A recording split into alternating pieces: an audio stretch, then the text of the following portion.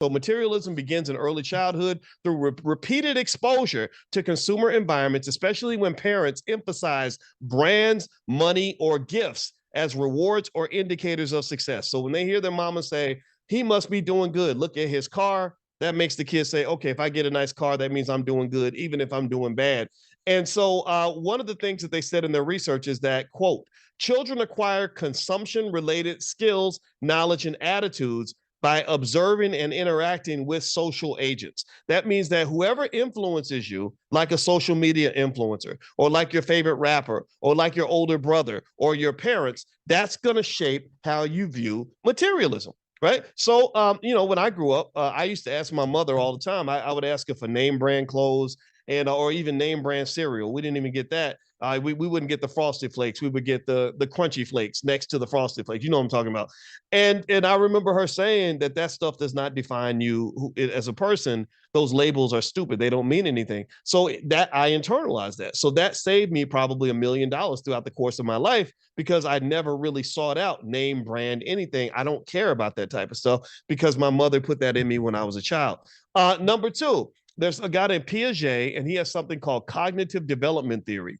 It says here that as children move through pre-operational stage from age 2 to age 7 to the concrete operational stage, age 7 to 11, they begin to understand ownership and social comparison. So from age 7 to 11, the concrete stage, they start to know what it means to own something. That's why you teach ownership to your child when they're young, and ownership is linked to everything related to Black power, everything related to personal agency, everything related to freedom. Ownership is a type of freedom. You can teach them about that when they're young.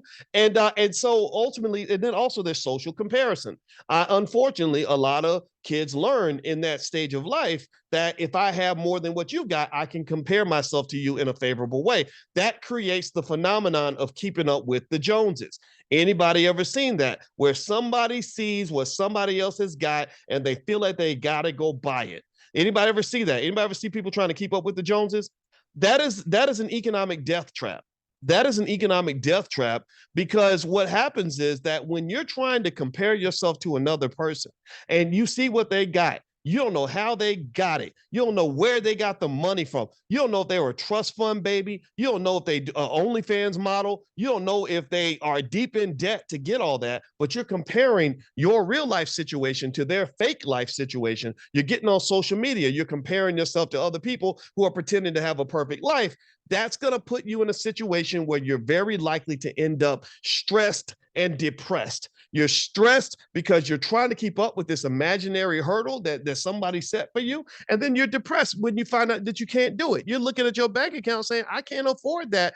I can't be 28 years old with a Lamborghini. I feel like a loser. But no, you're not a loser. You're 28 years old and you're broke like a lot of 28-year-olds. I was broke at 28. I would have felt terrible to go on social media and see a bunch of other 28-year-olds saying retarded stuff. I said the R word. I'm sorry. I had but it is. It's stupid as hell. If I turned on social media and saw other 28-year-olds saying, "Man, if you ain't got a million in the bank by 27, then you're a loser," that would make me feel bad.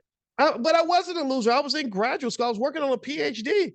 Right. So really comparing yourself to others, I would almost say it's a mental health issue. I would almost say it's a psychological virus. And I would encourage you, get that out of your head. If you find yourself comparing yourself to other people, stop it, block them on social media. Don't unfollow that person